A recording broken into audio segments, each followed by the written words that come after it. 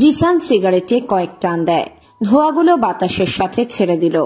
গায়েও navy blue coat, ভিতরে সাদা গেঞ্জি, ছেঁড়া স্টাইলের জিন্স পরা। জিসান সিগারেট ফেলে দিয়ে তার ডান পাশের কোমর থেকে 9mm পিস্তলটি বের করল। হাসিব স্টিল দাঁড়িয়েই থাকে জিসানের বাইকের সামনে। জিসান পিস্তলটি টেনে গুলি লোড করে রাগী দৃষ্টিতে তাকিয়ে বলল, তোর সাহস দেখে অবাক হচ্ছি। আমার টাকা মেরে দিয়ে আমার বিশ্বাস নিয়ে গেম খেলে আমার সামনে এভাবে দাঁড়িয়ে আছিস, সত্যি অবাক হলাম। কি করব তাহলে? তুই তো ভয়ে দৌড়ে পালাবি, কিন্তু কি আর করার, আমার পিস্তলের গুলিতেই তো তুই মরবি। হা হা হা, একা আসছিস নাকি সাথে লোকজন আসে? আমাকে তুই করেও বলছিস? আর তোকে মারতে একাই যথেষ্ট, শালা হারামি। জিসানের কথা শুনে হাসিব মুচকি হাসল। এরপর ডান হাতের 2 আঙুল মুখের মধ্যে নিয়ে জোরে একটি শীষ বাজালো হাসিব। সাথে সাথেই 15 থেকে 20 জন ছেলে হাতে লাঠি, হকি স্টিক, ছুরি নিয়ে চায়ের দোকানের সামনে এসে দাঁড়ায়। জিসানকে ঘিরে রাখে। জিসান একটু চমকে ওঠে, কারণ এমনটা যে হবে তা জিসান কখনো স্বপ্নেও ভাবেনি। জিসান একটু থেমে বলে, হাসিব দেখ, তোর সাথে এমন কোনো ঝামেলা করার ইচ্ছে নেই, ভালোভাবে বলছি, টাকা ফেরত দে আমার। তোকে শুরুতেই তুই করে বলছি, নিশ্চয় তোর ধারণা থাকা দরকার বাঘের সামনে শিকার যদি হিংস্রতা দেখায় তাহলে বাঘ পুরোই খালাস আছে, মানে বাঘ সোজা শিকার হয়ে যাবে। তুই এখন আমার শিকার। আমি জানতাম তুই একটা সময় দেশে আসবি, টাকা চাইবি। মামা, টাকা এমনি এমনি হাতে নিনি। এই যে লোকগুলো আছে ওদেরকে 1 লাখ করে দিয়ে রাখছি। কেন জানিস? এমন একটা সময় তোকে রাস্তার মধ্যে গা থেকে কাপড় খুলে পেটাবো বলে। শুরু থেকে খোঁজ রাখছিলাম তুই কবে দেশে আসবি আমার জন্য। এসেছিস কাল। নিজের লোকদের দিয়ে তোর অফিসের লোকদের ফোন দিয়েছি, তারা তোকে জানিয়েছে লো আমাকে খুঁজে পাওয়া গেছে। নিজের ঠিকানা তোর কাছে দিয়েছি, কারণ মুরগিকে নিজের ইচ্ছায় ফাঁদে ফেলে রয়ে শুয়ে খাবো বলে। এটা ট্র্যাপ ছিল। চল শুরু করি, অনেক কথা হয়েছে। একটা পিস্তলে বড় জোর 5 জনকে মারবি, কিন্তু 15 জন তোকে মেরে রাস্তার সাথে পিষে রাখবে। ও শালা, টাকা তো চাইতে আসছিস, ওই ধর গা থেকে কাপড় খোল। জিসান একটু নয়, অনেকটাই ভয় পেয়েছে, কারণ সে একা এসেছে এত টাকা উদ্ধার করতে। ঝামেলা তো হবেই। জিসান নিজেকে হিরো ভাবে, এবারে তার ফল দিতে হবে। জিসান হয়তো ভেবেছিল যাবে, ঝামেলা মিটিয়ে চলে আসবে। এখন তার ভাবনা কতটা ফ্লপ হয়েছে তা হাড়ে হাড়ে টের পাচ্ছে। জিসান প্রায় আমতা আমতা করে বলল, হাসিব, আমাকে যেতে দে, না হলে তোর কপালে অনেক দুঃখ আছে। চুপ শালা, আগে তুই নিজেকে এখান থেকে সুস্থভাবে যা, তারপর আমার সাথে কথা ভাবিস। ওই খোল শালার গা থেকে সব কাপড়। একটা ছেলে এগিয়ে আসে জিসানের দিকে। জিসান এখন জানে যদি সে কাউকে গুলি করে তাহলে সবাই ওর উপর ঝাঁপিয়ে পড়বে। জিসান চুপচাপ দাঁড়িয়ে থাকে। কয়েকটা ছেলে এসে জোর করে জিসানের গা থেকে কোট আর গেঞ্জি টেনে হিঁচড়ে খুলে ফেলল। জিসান এবারে ভয়ে চুপসে যায়। হাসিব বলল, ওর পরনের দামি প্যান্টও খুলে ফেল, নিজের ছোট্ট প্যান্ট পরানো থাকুক। এরপর বোঝাচ্ছি হাসিব কতটা ভয়ঙ্কর। দেখ ভাই, যা, তোর টাকা দিতে হবে না, আমাকে যেতে দে। হা হা হা হা, বাঘের গর্জন শেষ হয়ে গেল। এই কে আছিস, মার শালারে। জিসানকে খালিগা করে রাস্তার মাঝখানে টেনে নিয়ে আসে হাসিব। একটা ছেলের থেকে হকি স্টিক নিয়ে জিসানের পিঠে সোজা জোরে বাড়ি দেয়। জিসানের সুঠাম শরীরে প্রথমে আঘাতটা তেমন বড় রকমের প্রভাব না ফেললেও কিছুক্ষণ পর সেখান থেকে রক্ত বের হতে থাকে। জিসানকে আরো একটি বাড়ি দিতে যাচ্ছিল হাসিব। এমন সময় কয়েকটা বাইক খুব জোরে হর্ন বাজাতে বাজাতে ওদের কাছে ঠিক ওই চায়ের দোকানের সামনে এসে থামে। 4টে বাইক, 4টে বাইকে 4 জন ছেলে, একজন ছাড়া বাকি 3 জনের হাতে বেসবল স্টিক। হাসিব থেমে যায়, কিছুটা বিরক্তিকর দৃষ্টিতে তাকালো ওদের দিকে। প্রথম জন বাইক থেকে নামলো। একজনের মুখ ঢাকা, পুরো মুখটাই মাস্কে আটকানো, শুধু চোখ দুটো ছাড়া কিছুই দেখা যাচ্ছে না। ছেলেটার গায়ের শার্ট, একটি 3/4 জিন্স পরা, লিডার ছেলেটি চায়ের দোকানে থাকা ছেলেটাকে ইশারায় বেনসন সিগারেট দিতে বলল। চায়ের দোকানে থাকা ছেলেটাকে পিছন থেকে একটি ছেলে সিগারেটের টাকা দিয়ে দেয়। জিসান হাবার মতো তাকিয়ে থাকে ওই লিডার ছেলের দিকে, কারণ পরনে হাঁটু অব্দি প্যান্ট, গায়ে শার্ট, মুখ ঢাকা মাস্কে। ছেলেটা মুখে সিগারেট নিয়ে টানতে টানতে জিসানের দিকে এগিয়ে আসে। হাসিব সামনে এসে দাঁড়ায়। হাসিবের দিকে ছেলেটা তাকিয়ে সিগারেট টানলো। ধোঁয়াগুলো হাসিবের মুখের উপর ছুঁড়ে দেয়। হাসিব ওর হাতে থাকা স্টিক দিয়ে অপরিচিত ছেলেটিকে মারতে যাচ্ছিল, কিন্তু ছেলেটা তার আগেই কোমর থেকে পিস্তল বের করে শাট করে দুটো গুলি করে হাসিবের পায়ে। হাসিব ছিটকে পড়ে যায় নিচে। ছেলেটার পিছন থেকে একটা ছেলে বলল, তোর লিডার তো মাটিতে পড়ে গেল, এবার কি আসবি? সামনে আয়, দেখি কার সাহস জিশানকে মারে। কে তুই? কেন আসছিস এখানে? বাঘকে বাঁচাতে সিংহ এসেছে। লিডার ছেলেটা মুখে সিগারেট রেখে জিসানের প্যান্টের দিকে এগিয়ে যায়। প্যান্ট টেনে জিসানের কাছে দিল, ইশারায় পড়তে বলল। তারপর একটা ছেলেকে ইশারা করলো এগিয়ে আসার জন্য। ছেলেটা এগিয়ে আসে জিসানের দিকে। জিসানের পিঠে আঘাতের চোট। স্যাভলন দিয়ে ঠিকভাবে ড্রেসিং করে দিল। তারপর একটি কাগজ বের করে সেখানে কিছু একটা লিখে ছেলেটা দৌড়ে আগের জায়গাতে চলে যায়। জিসান কাগজ দেখতে থাকে। সেখানে লেখা ব্যথানাশক ঔষধের নাম। ডাইক্লোফেনাক গ্রুপের আর্ডেন টিআর প্লাস ও ব্যাকলোফেন গ্রুপের বেকলোভ্যান। জিসান শুধু বোকা বোকা দৃষ্টিতে তাকিয়ে ছেলেগুলোকে দেখছে। জিসান চেনে না এরা কারা, কখনো দেখেও নি ওদের। হঠাৎ এভাবে এসে জিসানকে বাঁচাবে বুঝতেও পারেনি সে ভেবেছিল মরেই যাবে, কিন্তু অচেনা আগন্তুক এসে বাঁচাবে তাকে, তা জিসান চোখ বন্ধ করেও ভাবেনি। অচেনা ছেলেটা টি শার্ট আর কোট এনে জিসানের দিকে বাড়িয়ে দেয়। এরপর হাসিবের দিকে তাকিয়ে থাকে। একটা ছেলে পিছন থেকে এসে বলে, টাকা যেন এখনই আনা হয়, তোর লোকদের বল টাকা আনতে। টাকা এনেছি, বলা লাগবে না। শোন জিসান, কাউকে মারতে হলে পিস্তলের গুলি লুট করে রাখলেই হয় না, সেটা চালাতেও হয়। এরপর তারা সবাই সেখান থেকে চলে আসে। হাসিব জিসানের পা জড়িয়ে ধরে। জিসান আশেপাশে তাকায়, কেউ জিসানের দিকে ভয় তাকাচ্ছে না। হাসিব ভয় ভয় বলে, ভাই ভুল হয়ে গেছে, আপনি তো একাই আসছিলেন, তাহলে ওরা কারা? পাছার। জিসান আর কিছু বলল না। সে টাকা নিয়ে সেখান থেকে চলে আসলো। বর্ষা ব্যালকনিতে দাঁড়িয়ে আছে। নীরাদের বাড়ির সামনে ঝালমুড়িওয়ালা এসে দাঁড়িয়েছে। আবির ঝালমুড়ি অর্ডার দিল। বর্ষা উপর থেকে ঝালমুড়ি খেতে দেখে আবিরকে। সে তাড়াতাড়ি নিচে নামে। আবির ঝালমুড়ি খেয়ে ভিতরে প্রবেশ করতে যাচ্ছিল, এমন সময় বর্ষা এসে দাঁড়ায়। আবিরকে বলল, মেয়েদের মতো ঝালমুড়ি খাচ্ছ কেন? আর কোথায় ছিলে? ওই তো সামনের একটা দোকানে, ওখানে টিভিতে কার্টুন হচ্ছিল, তাই বসে বসে দেখছিলাম। কি, তুমি এখনো কার্টুন দেখো? তুমি খ্যাত নাও, খ্যাতের জিব্বা, বুঝেছো?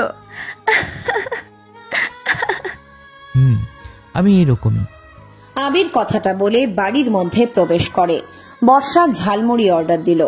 এমন সময় বর্ষার বর্তমান বয়ফ্রেন্ড ওদেরই টিচার আকাশ স্যার বাইক নিয়ে বর্ষার সামনে এসে দাঁড়ায়। বর্ষা আকাশের দিকে তাকালো। আকাশ বলল, বর্ষা, তোমার ফোন রাতে অফ ছিল কেন? আর সকাল থেকে কতবার ফোন দিয়েছি দেখোনি? সরি, আমি একটু বিজি ছিলাম। বর্ষা, তুমি আমাকে ঠকাচ্ছ তাই না? আমাকে ইগনোর করছো? দেখো, তুমি যদি ক্রিকেট খেলো তাহলে ক্যাচ মিস করাটা হলো খেলার অংশ। খেলায় যা ঘটে সবই খেলার অংশ। রিলেশনশিপে যা হবে সবই রিলেশনের অংশ। মাঝে মাঝে আমি ইগনোর করব, ইচ্ছে করে ফোন অফ রাখবো, এটাও ভালোবাসা। যা বোঝার মতো ক্ষমতা হয়তো তোমার নেই। তুমি শুধু দেখছো, আমি তোমার ফোন রিসিভ করিনি, কথা বলিনি, ইগনোর করছি এসব। কিন্তু তুমি এটা তো দেখোনি, তোমার প্রতি আবার কতটা ভালোবাসা সেটা নিজের কাছে নিজেই প্রমাণ করছি। মানে তুমি নিজে ইগনোর করে আমাকেই বলছো ভালোবাসার প্রমাণ দিচ্ছ? মানে কি? তোমাকে যে কতটা ভালোবাসি তা নিজেই দেখলাম। দেখলাম তোমাকে কতবার মিস করি। কতবার তোমার কথা মনে পড়ে। দেখো আকাশ, আমি কখনো ফেক ভালোবাসাতে জড়াতে চাইনি। আমি নিজের মাঝে সত্যি ভালোবাসাটা তোমার জন্য রাখতে চাই। তোমাকে রাতে খাবারের সময় কতটা মিস করছি সেটা শুধু আমি জানি। সকালে তোমার কথা খুব বেশি মনে পড়ছিল। তো এতক্ষণ যে ইগনোরটা করেছি এটা থেকে প্রমাণ হয় আমি তোমাকে সব সময় মিস করি। তোমাকে হারাতে পারবো না। এত ভালোবাসো আমাকে? সরি বর্ষা, শুধু শুধু তোমাকে সন্দেহ করি। কি? আমাকে তুমি সন্দেহ করো? তোমাকে না সব ছেলেদের থেকে একটু অন্যরকম ভাবছিলাম, কিন্তু তুমি সামনে থেকে যাও, আমাকে বিশ্বাসই করলে না। তো ভালোবাসা দেখাতে এসেছো? আরে শোনো, আমি আব্বু, নীরার আব্বু সবাই আছে। এখান থেকে যাও, যেতে বলছি যাও। তোমার কোনো কথা শুনতে চাই না। আচ্ছা, পরে তোমাকে সবটা বুঝিয়ে বলবো। এখন আসি। আর বর্ষা প্লিজ ভুল বুঝো না, তোমাকে ভালোবাসি অনেক, প্লিজ। আকাশ বাইক নিয়ে চলে যায়। বর্ষা আরো এক ঠোঙা ঝালমুড়ি অর্ডার দিল। খেতে খেতে সে বলে, মামা কত টাকা হয়েছে? টাকা লাগবে না আপা। মানে কেন? একটু আগে চশমা পরা যে ছেলেটা ছিল এই বাড়িতেই তো গেল। তিনি 500 টাকার নোট দিয়ে কইছিল আপনি আসবেন, টাকা ফেরত দিতে হবে না, মানে বিল আগেই উনি দিয়ে গেছে। লোকটা হনহন করে চলে যায়। বর্ষা বোকার মতো তাকিয়ে থাকে লোকটার দিকে। অনেকটাই অবাক হয় সে আবিরের কাজের প্রতি, কারণ এতদিন সব ছেলে তাকে ইমপ্রেস করেছে ওর সামনেই, কিন্তু আবির ছেলেটা বর্ষাকে একটু অন্যরকম প্যাঁচালো ভাবে ইমপ্রেস করছে। বর্ষা মুচকি হাসলো, মনে মনে বলল, ছেলেটাকে তো একটু নাচিয়ে দেখতে হয়। দূর, নাচাবো মানে কি? যে কবেট সে আবার নাচবে?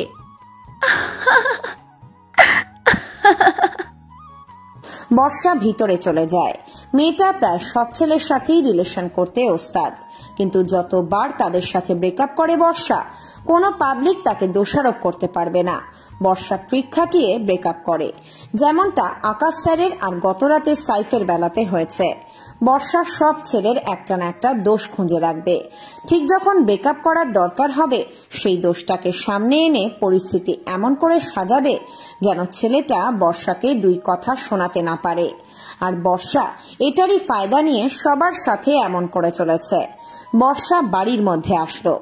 আবির, নীরা, রাতুল, ফারাদ আর অতসী বসে উঠানে আড্ডা দিচ্ছে। বর্ষা গিয়ে সেখানে বসে। রাতুল বর্ষাকে দেখে প্রশ্ন করলো, আচ্ছা বর্ষা আপু, ভালোবাসতে কি লাগে? মন লাগে। একটা সঠিক মনের অভাবে আমি তো আজও সিঙ্গেল রে।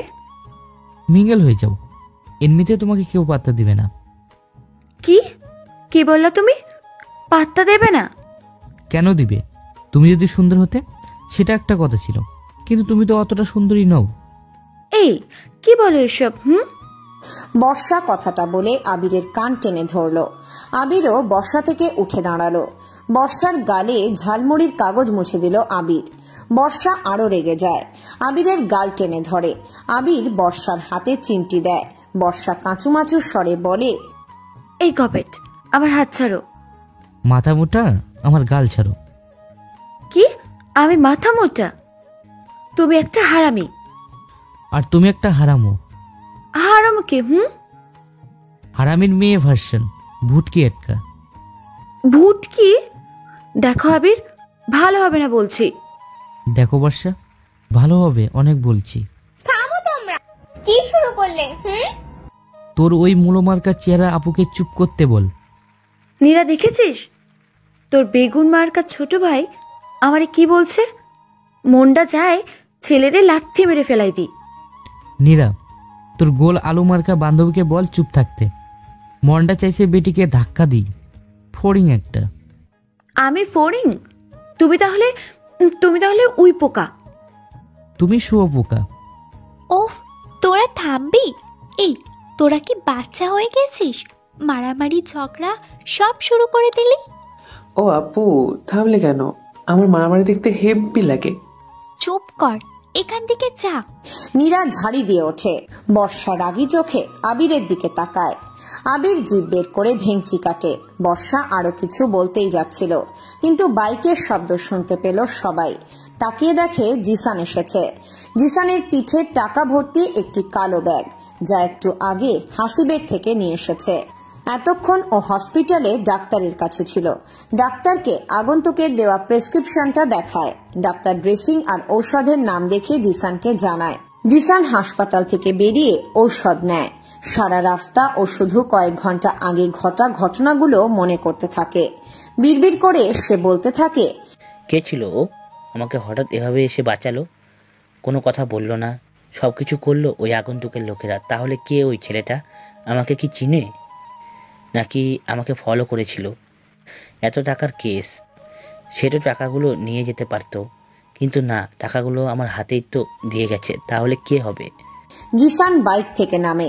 রাতুল ফোন চাপছিল বললে ভুল হবে। গতকালকে বর্ষা এবং ওই মুখোশ পরা ছেলেটা শো দেখছিল, কারণ রাতুল সেগুলো ভিডিও করেছে। জিসান বাইক থেকে নেমে রাতুলকে ডাকে। রাতুল দৌড়ে জিসানের কাছে আসলো। জি ভাইয়া, বলো। ব্যাগটা একটু ধরতো, পিঠে হালকা ব্যথা করছে। কি হয়েছে? কিছু। জিসান কিছু বলতে যাচ্ছিল, কিন্তু রাতুলের ফোনে পজ করে রাখা একটি ছেলের ডান্সের ভিডিওতে চোখ চলে যায়। জিসান টাকার ব্যাগটা দিতে গিয়ে থেমে গেল।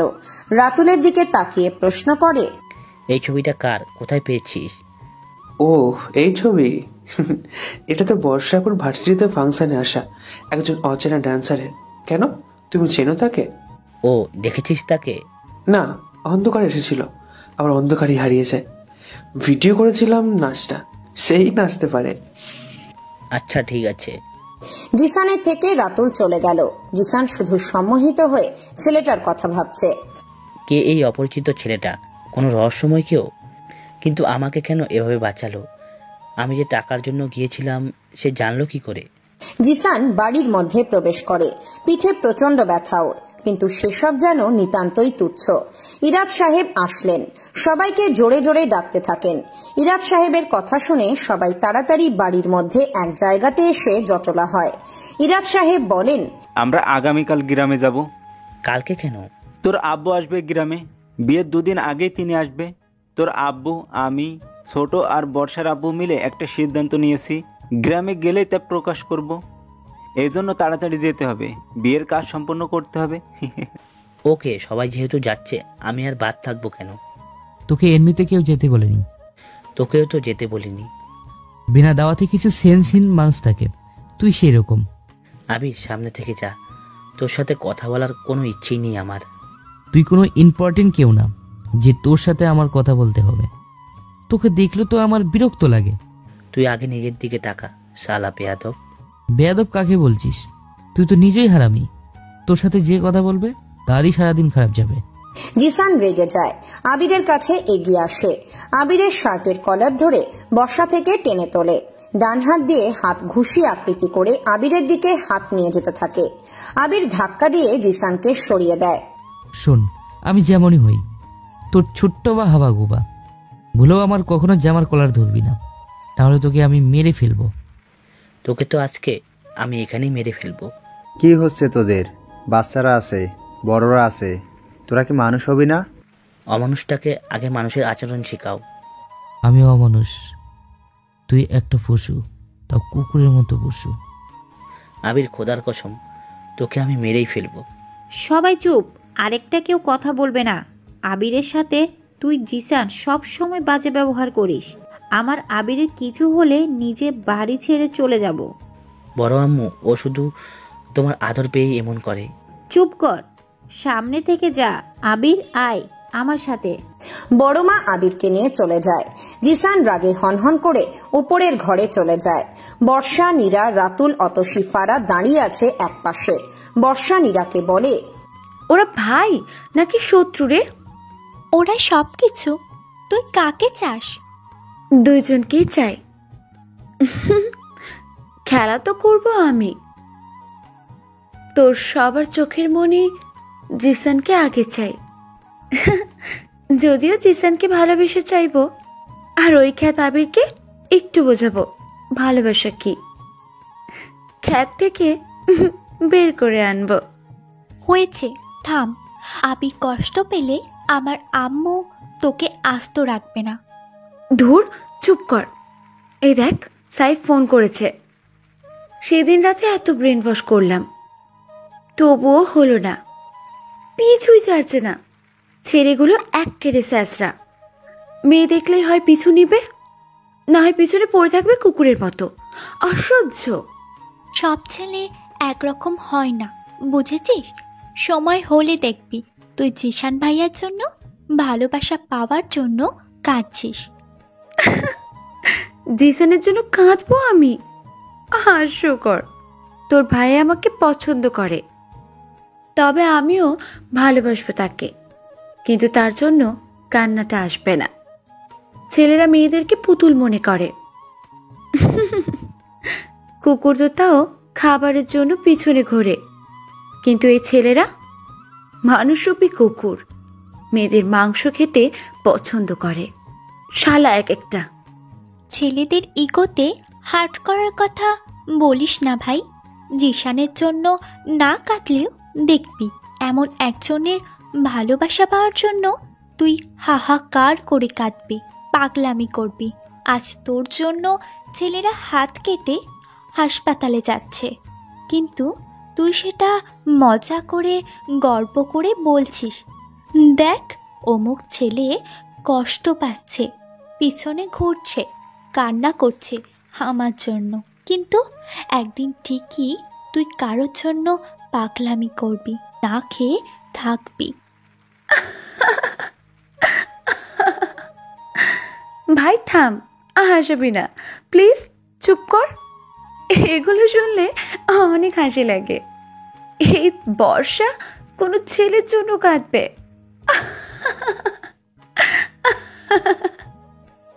ছেলে অ্যান্ড ছেলেদের ভালোবাসা মাই ফুট। তুই তোর প্লেগাল কিচ্ছা নিয়ে থাক, আমি গেলাম। আরে শোন। নীরা আর দাঁড়ায় না, সে ওখান থেকে চলে যায়। বর্ষা বিরক্তি নিয়ে নীরাকে মনে মনে বকা দিতে থাকে। ওদিকে সাইফ আবারও কল দেয়। বর্ষা রিসিভ করে, কিন্তু ফোনটা অতসীকে দিয়ে দেয়। অতসী জানে এখন কিভাবে কথা বলতে হবে, কারণ অতসী বহুবার বর্ষার হয়ে এমন ফোন কল সামলেছে। অতসী রিসিভ করতেই ওপাশ থেকে সাইফ করুণ গলায় বলে, বর্ষা, গত রাত থেকে এই অবধি কতগুলো সিগারেট খেলাম, এখন হসপিটাল থেকে বের হয়েছি। কষ্টে নিজেকে সামলাতে পারিনি, হাত কেটে ডাক্তারের থেকে ব্যান্ডেজ নিয়ে বের হলাম। একটু তো কথা বলো প্লিজ। সরি ভাইয়া, আপু নেই, আমি অতসী। আপুকে তো হাসপাতালে নিয়ে গেল কিছু সময় আগে। মানে কি বলছো? কি হয়েছে ওর? তার আগে আপনি বলুন কি হয়েছে আপনার, না হলে আপু যদি জানতে পারে আপনি অসুস্থ তাহলে আরো পাগলামি করবে সে। সাইফ যেন উন্মাদের মতো হয়ে যায়, সবকিছুতে যেন পাগল পাগল মনে হয় ওর কাছে। এমনিতে সাইফ কালকে থেকে কিছুই খায়নি, সামান্য পানি খেয়ে আছে। মানুষেরা বড়ই অদ্ভুত ধরনের হয়, নিজের ক্ষতি হবে জেনেও অন্যের প্রতি ভালোবাসা বাসনা নিজের থেকেও সেসব বেশি হয়ে যায়। নিজেকে তখন তুচ্ছ মনে করে, অথচ সব ভালোবাসা পূর্ণতা পায় না। কিন্তু যার জন্য পাগলামি করা হয় সেই একটা সময় হারিয়ে যায়, ধরে রাখার চেষ্টাটাও যেন বৃথা। সাইফ সবটা অতসীকে জানায়। সে যে না খেয়ে কষ্টে পাগলামি করেছে তার সত্যগত কঠোর প্রমাণ পেশ করে অতসীকে করুণ সুরে। অতসীর পাশে বর্ষা বসে আছে, ফোনে স্পিকার অন করা। অতসী মুচকি হাসছে সাইফের পাগলামোর বর্ণনা শুনে। অতসী বলে, আপু সেদিন রাতের পর বাসায় এসে রুমে যায়, দরজাই খোলে না। ভোরে দরজা ভেঙে দেখি আপু ঘুমের ওষুধ নিতে যাচ্ছে। অনেক পাগলামি করেছে, শেষে ব্লেড দিয়ে হাতও কাটতে গিয়েছিল। রুমের সব জায়গাতে সাইফ লিখে রেখেছে। সাইফ সাইফ করতে করতে না খেয়ে থাকার ফলে ও জ্ঞান হারায়। একটু আগে তাকে হাসপাতালে নিয়ে গেছে। কি কি বলছে এসব? সে তো আমাকে বলেছিল আমাকে ভালোবাসে না, কিন্তু ও এতটা ভালোবাসে আমাকে। তাহলে আমাকে কষ্ট দিয়ে নিজে কেন কষ্ট পাচ্ছে? কোন হাসপাতালে গিয়েছে? জানি না আবু আঙ্কেল কোথায় নিয়ে গেছে। রাখছি ভাইয়া, আপুর ফোন আমার কাছে। আচ্ছা রাখছি, আমাকে জানিও সব। অতসী ফোন কেটে দেয়। বর্ষা ফোন হাতে নিয়ে সাইফের নাম্বারটি ব্লক করে দেয়। বর্ষা এখন বাইরে যাবে। আজকেও সুমন নামে ছেলেটার সাথে রেস্টুরেন্টে দেখা করার কথা। অনেক জোরাজুরি করার পর বর্ষা রাজি হয়েছে। সে নীরার খিমা স্টাইলে বোরখাটা নিয়ে রেখেছে, যেন দেখা করতে গেলে সে কারো চোখে না পড়ে। জিসান বসে আছে ব্যালকনিতে, ভালো লাগছে না তার কিছু। ওদিকে ওর বাবা না বলে আসছে দেশে। বর্ষার বাবা না জানিয়ে কিছু একটা করতে যাচ্ছে। আবির ওর সাথে এমন করছে, ওই অচেনা ছেলেটা তাকে বাঁচালো। আবার সে অনেকদিন পর কোনো মেয়ের প্রতি আকর্ষণ অনুভব করছে, আর সে হলো বর্ষা। সব মিলিয়ে জিসান এখন অনেকটাই চিন্তাগ্রস্ত। তবে বর্ষাকে কেন জানে না সেও ভালো লাগাতে পরিণত করেছে। বর্ষার আকর্ষণীয় মুখটা যেন জিসানকে বর্ষার কথা ভাবতে বাধ্য করেছে। বর্ষাকে তার চাই, তবে এক প্রকার জেদের বশে বর্ষাকে সে চাইছে। আবির বর্ষাকে পছন্দ করে, এটা জিসান জানে, আর বর্ষাকে আবিরের হতে দেবে না জিসান। ভালোবাসুক আর না বাসুক, বর্ষাকে আবিরের থেকে সে নিয়েই নেবে। বর্ষা এসে জিসানের পাশে দাঁড়ায়। জিসান প্রথমে খেয়াল না করলেও পরে বুঝতে পারে বর্ষা এসে দাঁড়িয়েছে। প্রসঙ্গ যখন চাহিদার, তখন জিসান আর থেমে থাকবে কেন? জিসান বর্ষার দিকে তাকায়। বর্ষা বলে, কি করছেন এখানে? তেমন কিছুই না, এমনিতে ভাবছি। ভাবছেন? আমারও ভাবতে ভালো লাগে। একটা রাজকুমার আসবে আমাকে নিতে, তার অপেক্ষাই করি সব সময়। তুমি সুন্দরী, তোমার কিসের অপেক্ষা? রাজকুমারের তো অভাব নেই। আমি যে ডাইনির খাঁচায় বন্দি, সব রাজকুমার কি আর আমার খাঁচা অবধি পৌঁছাতে পারবে? ডাইনি যে তার মায়া জাদুতে বন্দি করে রেখেছে আমায়। তাই নাকি? বেশ ইমপ্রেসিভ কথা বলো তো তুমি। কি জানো, কবে যে আমার রাজকুমারটা আসবে জানেন, খুব আফসোস হয়। রাজকুমারটা যদি আমাকে চিনতে না পারে। চিনবে না কেন? এই যে আমি মায়া জাদুতে আটকে আছি, ধোঁয়াশা সৃষ্টি করা আমার চারিপাশে কত ভয়ঙ্কর ছেলে রাক্ষস দাঁড়িয়েছে। রাজকুমার তো জানে না এগুলো মায়া জাদু। সে হয়তো ভাববে রাজকুমারী তো সবার মাঝে কত সুখী আছে, তাহলে সে থাকুক। আমাকে না চিনেই রাজকুমার যদি চলে যায়। বাবা, কি সুন্দর করে গুছিয়ে কথা বলো তুমি, ইমপ্রেস হয়ে গেলাম। যদি কখনো সুযোগ হয় তবে রাজকুমার হয়ে যাব, তোমাকে মায়া জাদুর ডাইনি থেকে, এই রাক্ষসদের থেকে বাঁচিয়ে আনবো। কি জানি, হয়তো ভুল বুঝবেন আমাকে। যাই হোক, পরে কথা হবে। বর্ষা জিসানের থেকে চলে যায়। বর্ষার মাইন্ড গেমে জিসান এখন পড়ে গেছে। বর্ষার মতো প্রখর বুদ্ধিমতী একটা মেয়ে জিসানের এমন ধরা পড়ার ব্যাপারটা বুঝতে পেরে সেখান থেকে চলে যায়। বর্ষা জানে জিসান এখন তাকে নিয়ে ভাবতে ব্যস্ত হয়ে পড়বে। আর কথিত আছে, যে যাকে নিয়ে ভাবনায় ব্যস্ত হয়ে যায় সে খুব তাড়াতাড়ি তার প্রেমে পড়ে যাবে। এটাই তো প্রকৃতির নিয়ম।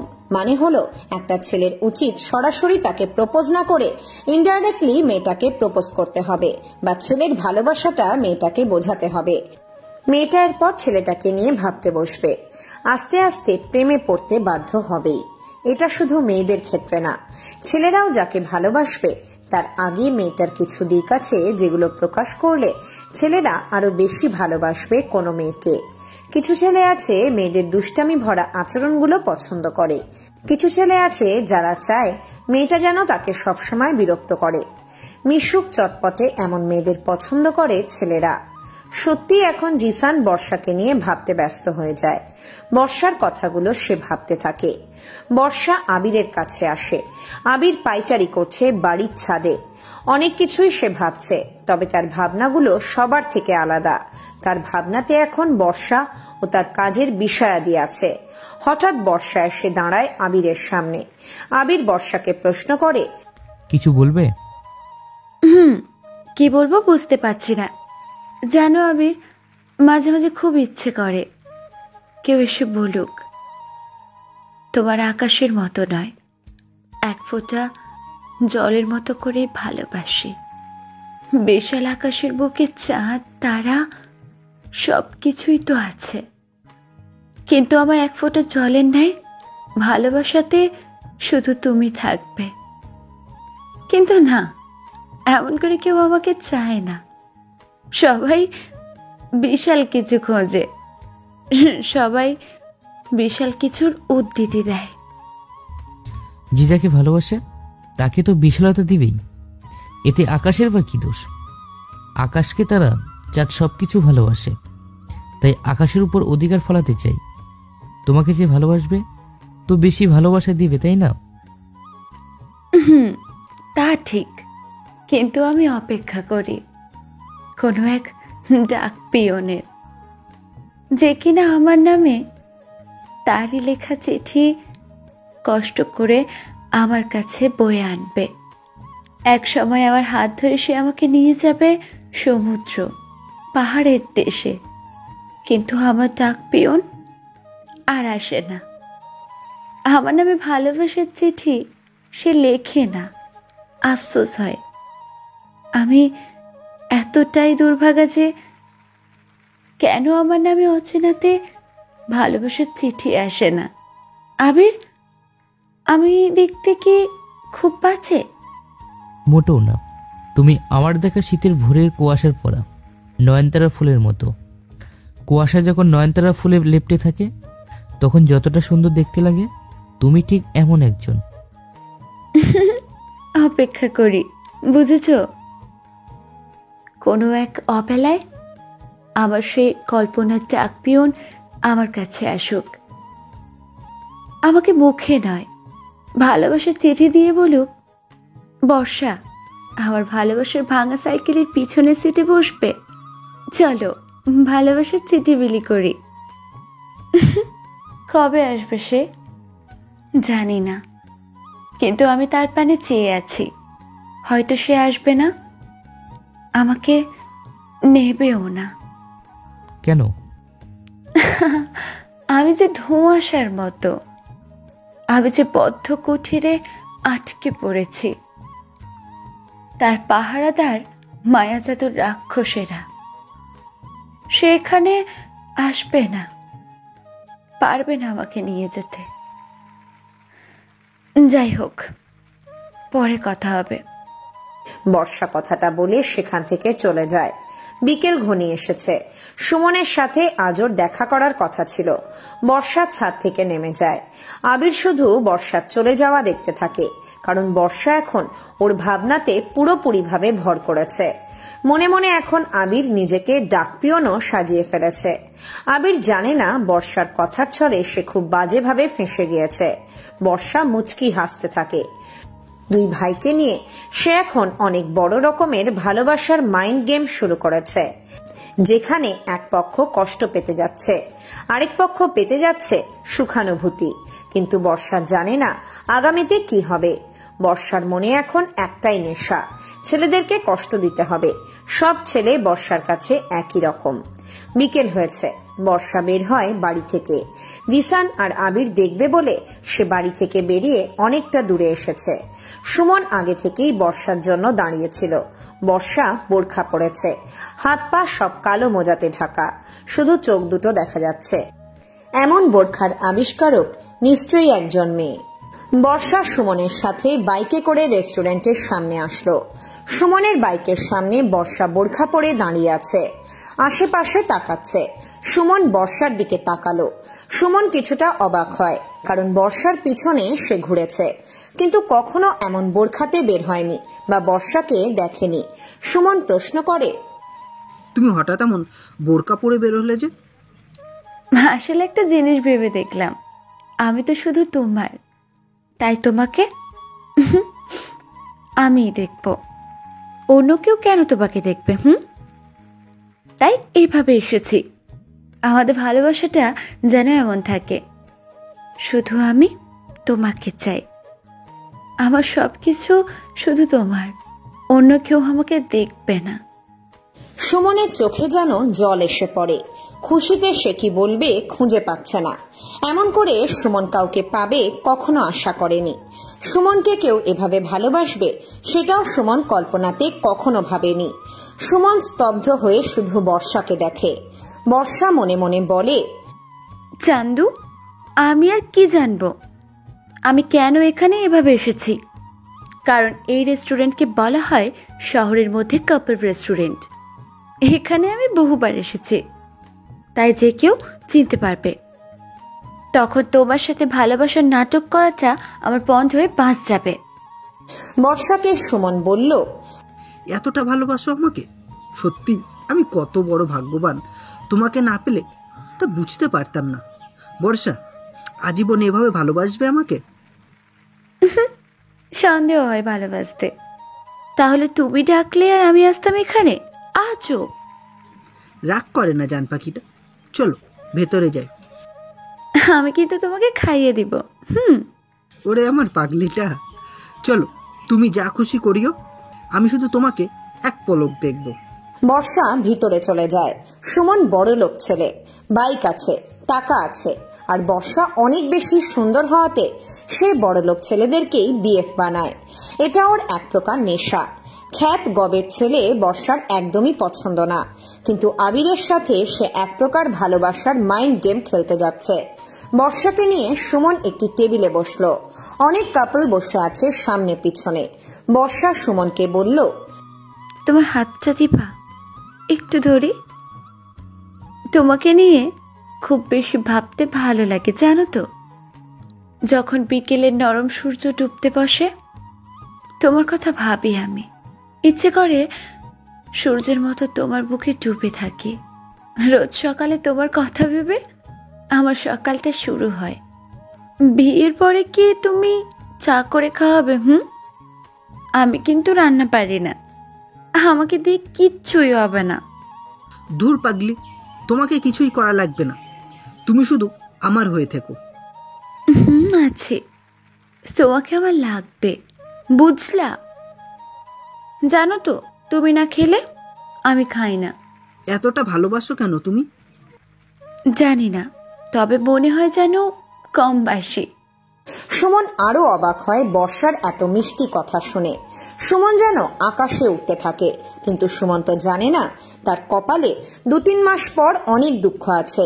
আর বর্ষা এরকমই, কারোর সাথে রিলেশনের শুরুর সময় বেশ মিষ্টি কথা বলে ভালোবাসাটা বোঝাবে, আর ছেলেগুলো ওর প্রতি গলে যাবে।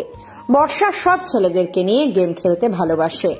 এমন ভাব নেবে যেন ছেলেদের সাথে ও কখনো কথা বলেনি, কিন্তু ছেলেগুলো তো জানে না বর্ষা একটা বুদ্ধিমতী ভালোবাসার খেলোয়াড়। সাইফকে সব দামি খাবার অর্ডার করতে বলল বর্ষা। তারপর আজ আকাশের জন্মদিন। ওনার স্টুডেন্টরা চেয়েছিল কেক এনে তাকে জানাবে, উদযাপন করার জন্য সব রেডি করে। কিন্তু আকাশ স্যার চেয়েছিল পিচ্চিদের তার জন্মদিন উপলক্ষে খাওয়াবে। সবাই যখন স্যারকে কেকের কথা বলে, আকাশ স্যার বলে, কেক পরে কাটবো, চলো তোমাদেরকে রেস্টুরেন্টে নিয়ে যাই। আপনি যদি চান তাহলে তো যেতে পারি। আমার পরিচিত আবার আসবেন নামের একটি রেস্টুরেন্ট আছে, চলো সবাই সেখানে। আকাশ স্যার সবাইকে নিয়ে সেদিকে আসতে থাকে। বাচ্চারা অনেক খুশি, আকাশ স্যারও অনেক খুশি, কারণ বর্ষাকে নিয়ে এই রেস্টুরেন্টে 2-1 বার এসেছিল।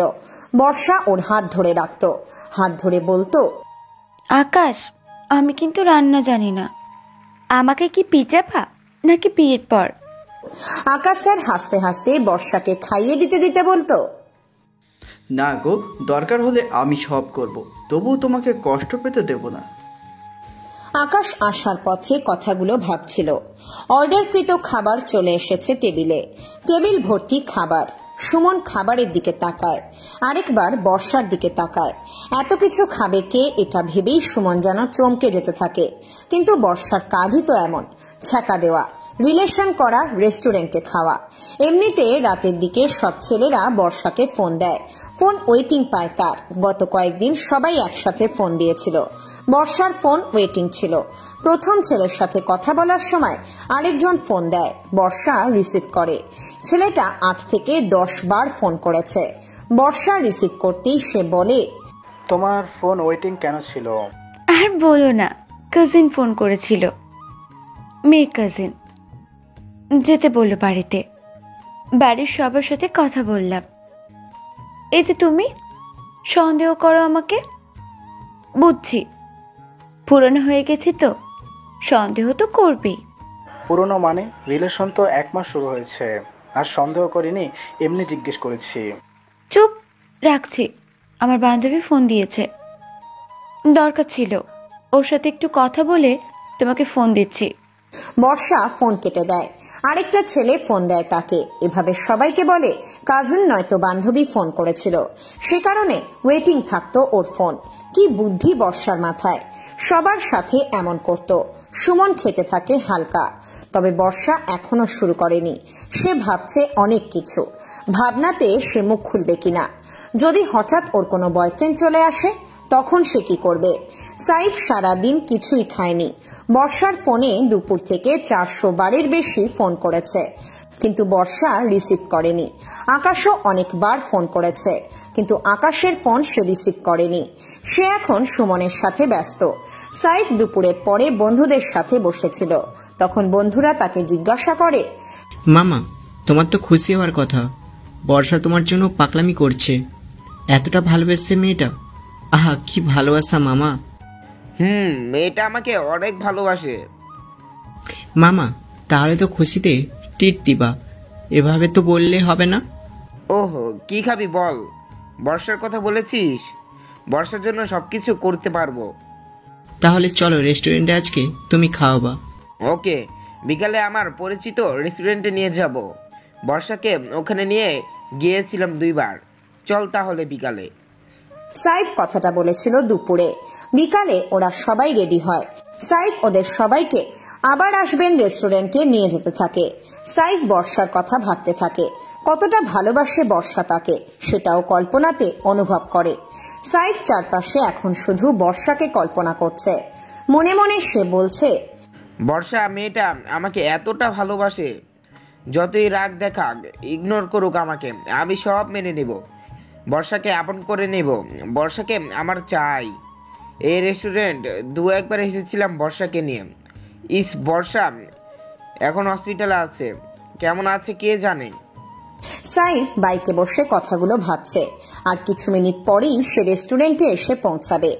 বর্ষা এখানে অনেকবার এসেছে, তবে বর্ষার সাথে প্রতিবার কোনো না কোনো নতুন ছেলে থাকবেই। ছেলেরা বর্ষাকে হাতে গোনা কয়েকবার আনলেও বর্ষা এক একজনের সাথে আসার ফলে জায়গাটা অনেক পরিচিত। তবে বর্ষা যতবারই এখানে এসেছে ততবারই বোরখা পরে এসেছে। ওর বিএফরা অবাক হতো, কারণ অন্য সময় বর্ষা বোরখা পরবে না, কিন্তু রেস্টুরেন্টে আসলেই সে বোরখা পরে আসতো।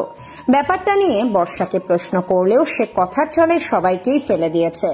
সুমনের সামনের চেয়ারে বর্ষা বসে আছে। সুমন এক হাত ধরে আছে বর্ষার। মুখ থেকে মাত্র কাপড়টা খুলেছে বর্ষা। সুমন হাত ধরে বলে, তোমাকে অনেক বেশি সুন্দর লাগছে, আমি তোমার পাশে আসি? কেন? এখানে থাকো। তোমাকে একবার খাইয়ে দিতে ইচ্ছা করছে, আসি না প্লিজ, একবারই তো। আসো।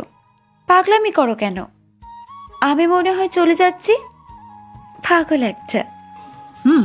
তোমার জন্য পাগল। সুমন বর্ষার পাশে গিয়ে বসলো। বর্ষা ভিতরের দিকে মুখ করে থাকা সাইডে বসেছে।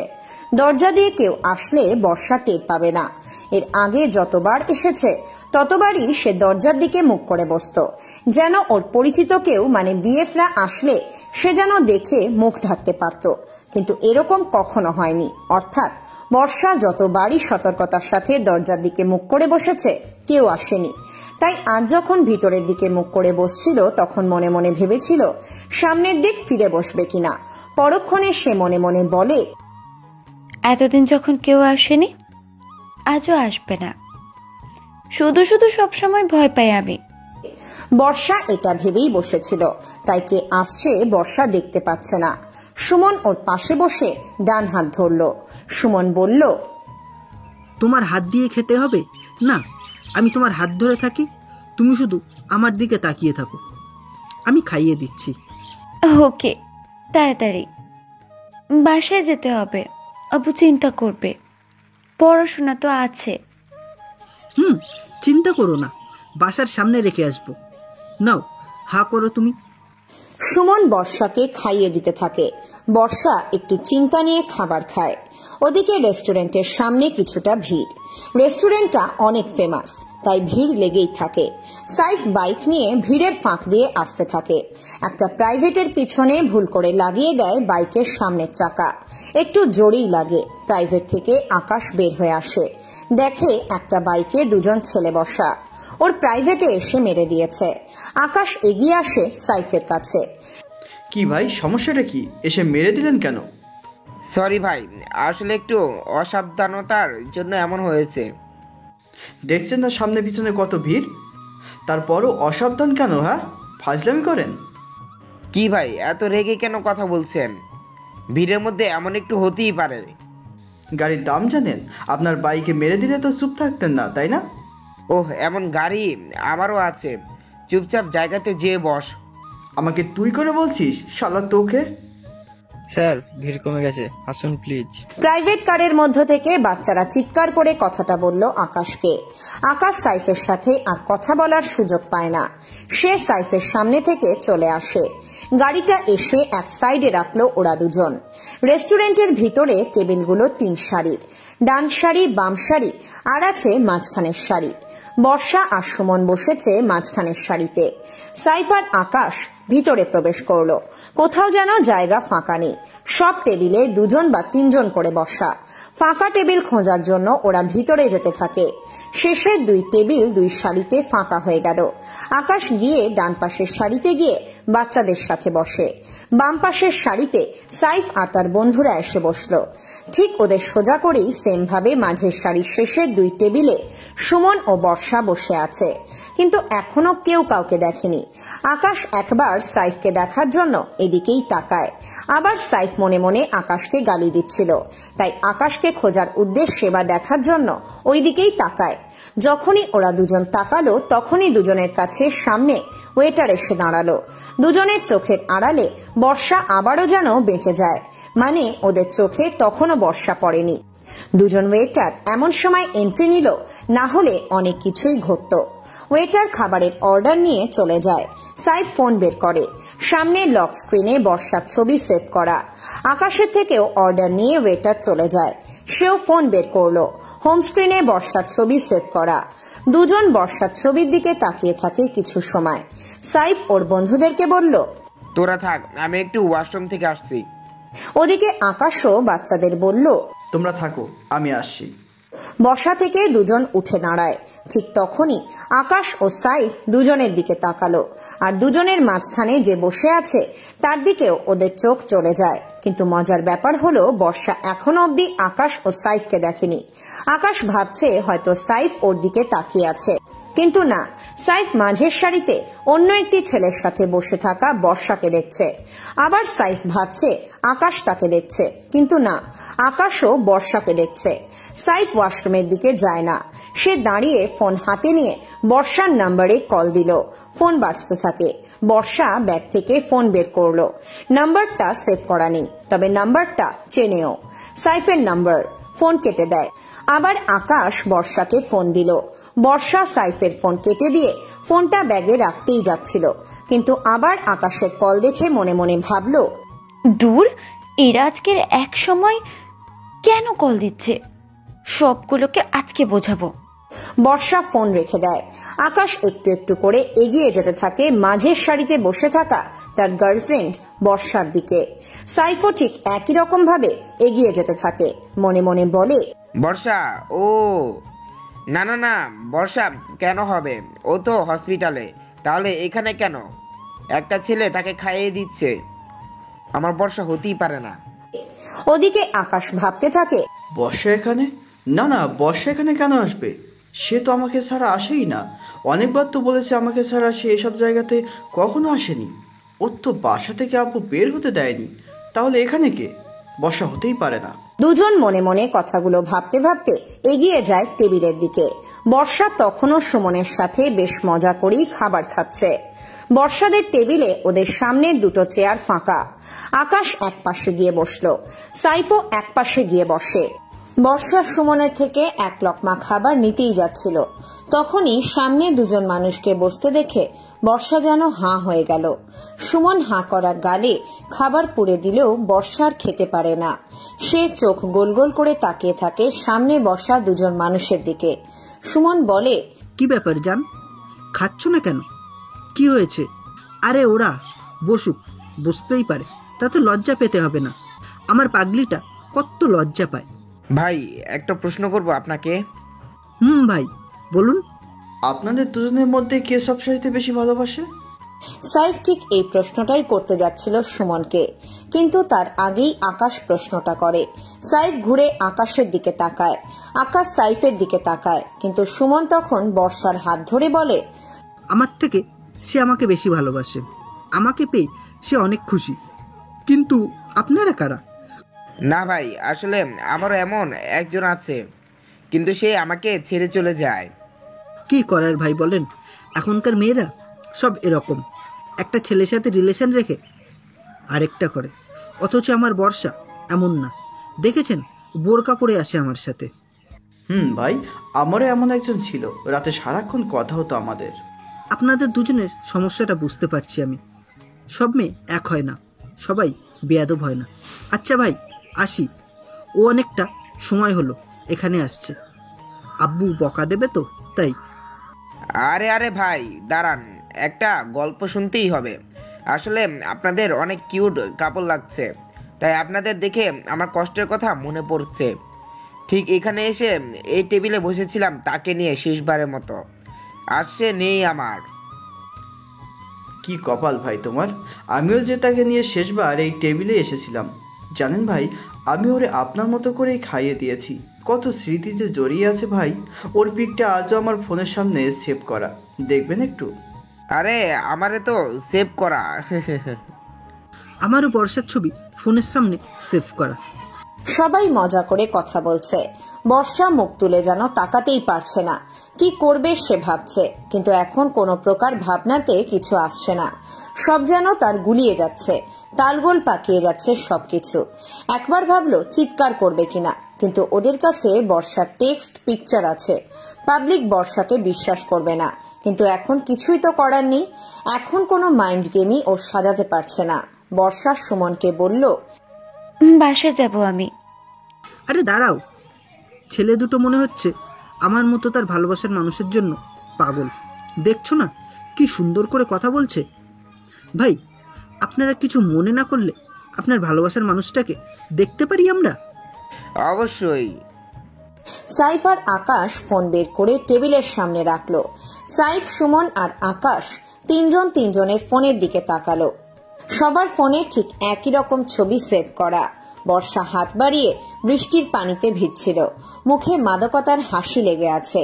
ওর পিকচারটাই সবচাইতে বেশি সুন্দর, আর সব ছেলেদেরকে এই পিকচারটাই পাঠিয়েছিল, সেটা সব ছেলে সেভ করে রেখেছে। সুমন বর্ষা থেকে উঠে দাঁড়ায়। সাইফের ফোনে বর্ষার ছবি আকাশ দেখে চমকে উঠে দাঁড়ায়, আবার আকাশের ফোনে বর্ষার ছবি দেখে সাইফ অবাক হয়ে উঠে দাঁড়ায়। কিন্তু ওদের দুজনের ফোনে বর্ষার ছবি দেখে সুমন উঠে দাঁড়ায়। সুমন অবাক হয়ে বলল, একই ছবি তোমাদের ফোনে কেন? মামা বুঝে গেছি কাহিনীটা কি। পুরো 420 মেয়ের পাল্লাতে পড়েছি আমরা তিনজনই। লেগাল মেয়ে শালি আমাদের কি গেম খেললো? মানে কি? চুপ কর শালা, সরে যা সামনে থেকে। সাইফ কথাটা বলে সুমনকে হাত ধরে টেনে বের করে সেখান থেকে। বর্ষার সামনে এসে দাঁড়ায়। বর্ষাকে গালি দিয়ে কথা বলে সাইফ। বর্ষা গালি শুনে চোখ বন্ধ করে নিল, কিন্তু ওর কিছুই করার নেই, সবকিছু ওর নিয়ন্ত্রণের বাহিরে এখন। বর্ষার হাত ধরে দাঁড় করালো সাইফ, জোরে হাসতে থাকে। রেস্টুরেন্টে থাকা সবাই একবার তাকায় ওদের দিকে। সাইফ হাসি থামিয়ে বলে, ভাই কি বলবো, সে নাকি আজ হাসপাতালে, তা আমার জন্য পাগলামি করে না খেয়েছিল। সবাই নাকি তাকে ধরে হাসপাতালে নিয়ে গেছে। এটা তো হাসপাতাল তাই না? আর ডাক্তার এই ছেলেটা। তোকে তো আজ কি করব তুই নিজেও জানিস না। কথাটা বলেই বর্ষার গালে কষে একটা চড় দিল সাইফ।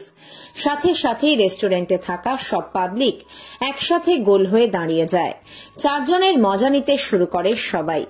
আকাশ এসে বর্ষার পাশে দাঁড়ায়, হাসতে হাসতে বলে, ভাইরে, কত বড় নাটক বাজো। আমারে বলে সে শুধু আমাকেই ভালোবাসে।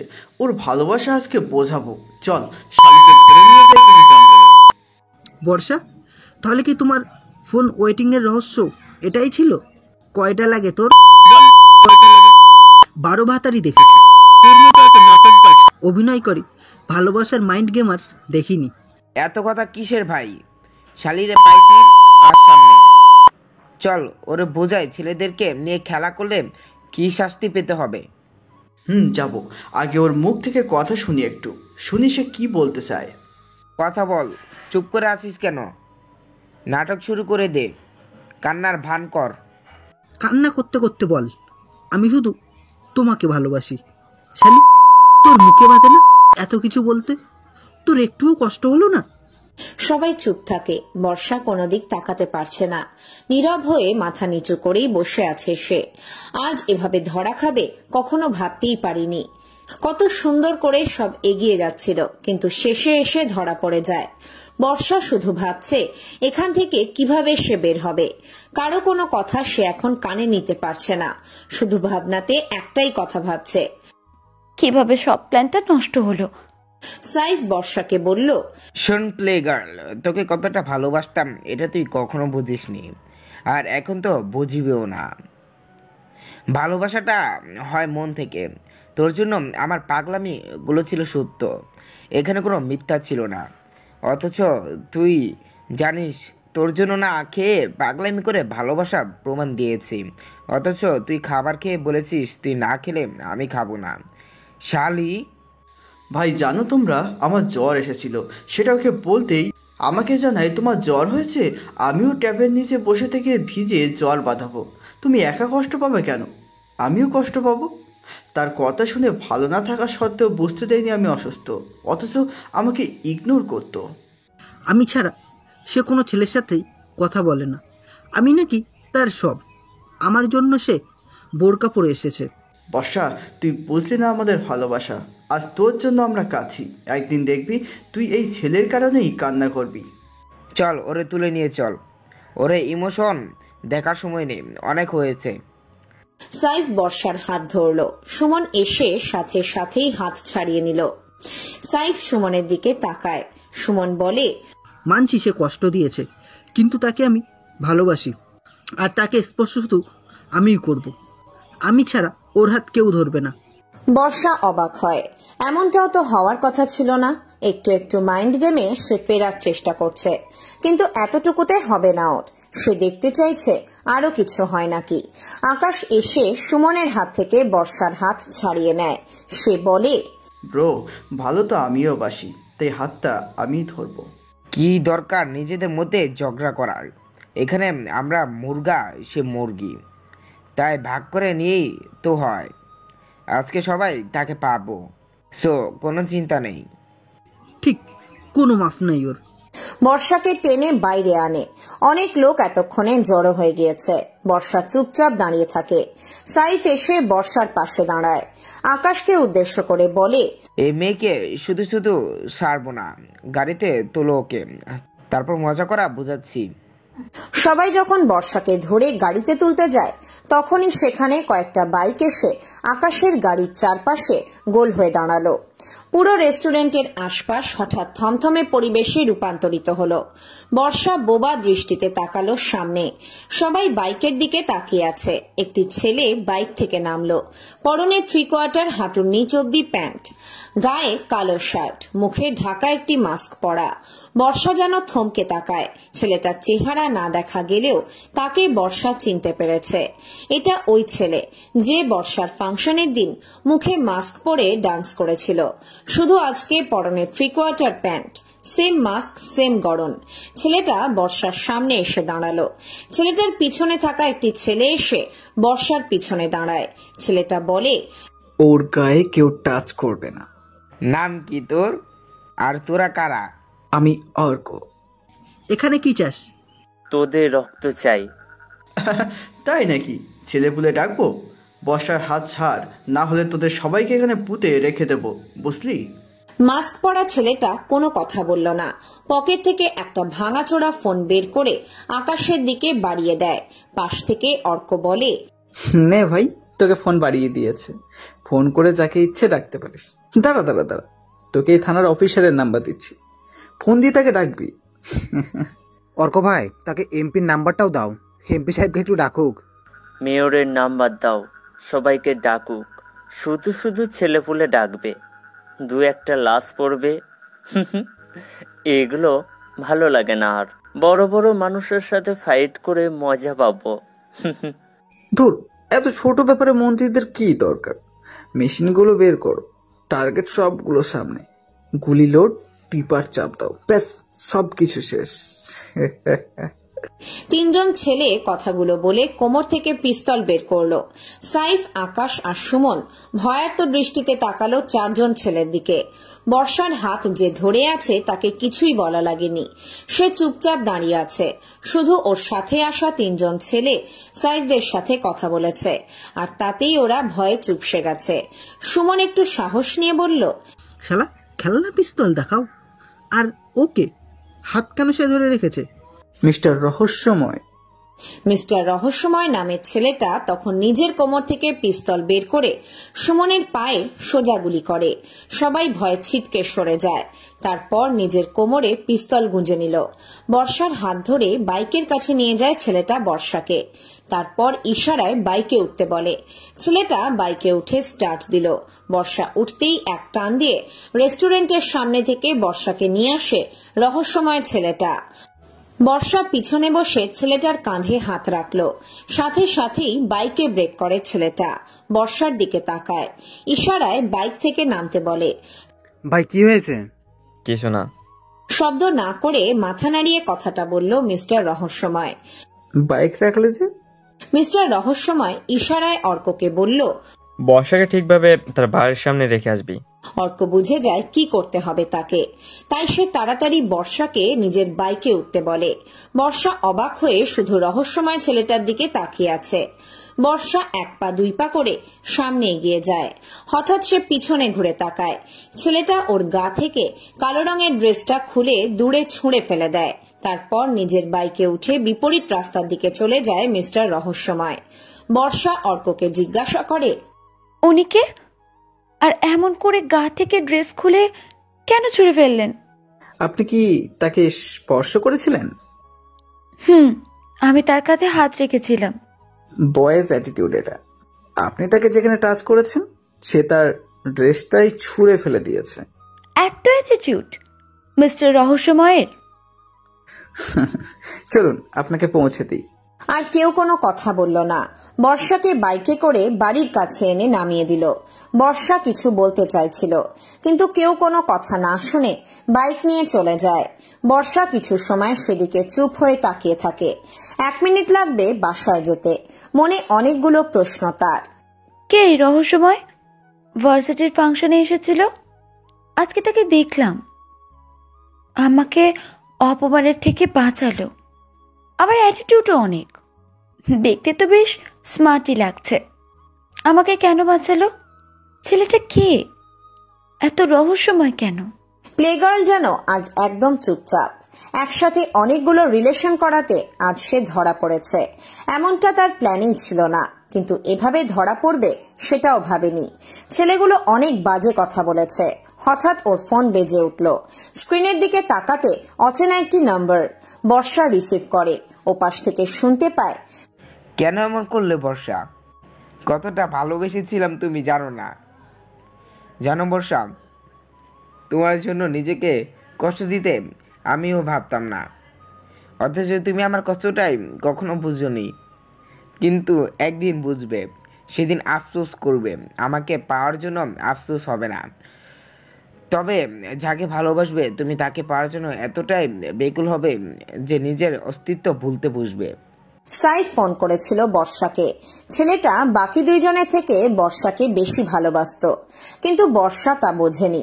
আকাশ এসে সাইফের পাশে দাঁড়ায়। সাইফ চুপচাপ দাঁড়িয়ে থাকে, চোখে পানি ওর। সুমন বলে, ভাই আমি এত কিছু মানতে পারছি না। বর্ষা প্লেগাল ভাবতেই পারছি না। যাই হোক, ওই ছেলেগুলোকে ওদেরকে খুঁজে বের করে মারতেই হবে। ওদেরকে খুঁজে পাওয়াটাই কঠিন ব্যাপার, আর তাদেরকে মারা আরও কঠিন। দেখছো না, ওরা নিজেরাই এমপি মেয়রদের নাম্বার দিচ্ছিল টাকার জন্য। ওরা কোনো সাধারণ কেউ না, বড় লেভেলের কেউ। মাস্তানিতে খুব সাহস ওদের। তা ঠিক, তবে বর্ষাকে তো শাস্তি পেতেই হবে। আজ হোক কাল বর্ষাকে আমি শাস্তি দেবই, বোঝাবো ছেলেদের মন নিয়ে খেললে কি হয়। চুপ করো সবাই, যে যার বাড়িতে চলে যাও, ভালো লাগছে না। সাইফ সেখান থেকে চলে আসে। এদিকে বর্ষাও বাড়ির মধ্যে চলে আসে। ড্রয়িং রুমে এসে দেখে অতসী আর আবির ফোনে গেমস খেলছে। আবির বর্ষার দিকে তাকালো। বর্ষার চোখে মুখে বেশ চিন্তার ছাপ। বর্ষা আবিরকে পাত্তা না দিয়ে চলে যায়। বর্ষা আবিরকে এমনিতে প্রয়োজনে ব্যবহার করার খাতিরেই কথা বলতো। এখন আবিরকে যেন সহ্য হচ্ছে না। মনে মনে জিসানকে খুঁজছে বর্ষা। তারপর বর্ষা এগিয়ে যেতে থাকে। আবির দৌড়ে বর্ষার পাশে যায়। বর্ষা একবার আবিরের দিকে তাকায়। বর্ষা চুপচাপ হেঁটে যেতে থাকে। আবির বর্ষাকে বলে, বর্ষা, অসময়ে তোমার কথা এত মনে কেন পড়ে আমার? ভালোবাসো আমাকে? জানি না। কাউকে ভালোবাসলে সরাসরি বলতে হয়, সরাসরি কথা বলা জানতে হয়, না হলে ভালোবাসা জমে না। ভালোবাসা জমাতে কি কি লাগে? কাছে আসতে হয়, মুগ্ধতা ছড়াতে হয়, বলতে হয় ভালোবাসি প্রিয়। আমিও তোমাকে ভালোবাসি। এই, আমি কি তোমাকে প্রপোজ করছি নাকি? করেছো তো, এই যে বললে ভালোবাসি প্রিয়। আবির কথাটা বলে সেখান থেকে চলে যায়। বর্ষা কিছু সময় ধরে আবিরের চলে যাওয়ার দিকে তাকিয়ে থাকে। আবিরকে কেন জানি না সে সহ্যই করতে পারছে না। জিসানকে ওর খুঁজতে হবে। জিসানকে মনের কথাগুলো বলতে হবে। বর্ষা জিসানকে নিয়ে ভাবতে ভাবতে এগিয়ে যেতে থাকে। বড় চাচু বাসায় আসছে, সাথে বর্ষার বাবাও আছে। সবাইকে একসাথে ডাকলো। মীরাকে তার বাবা ইরাজ সাহেব কাছে ডাকলেন। সবার উদ্দেশ্যে বললেন,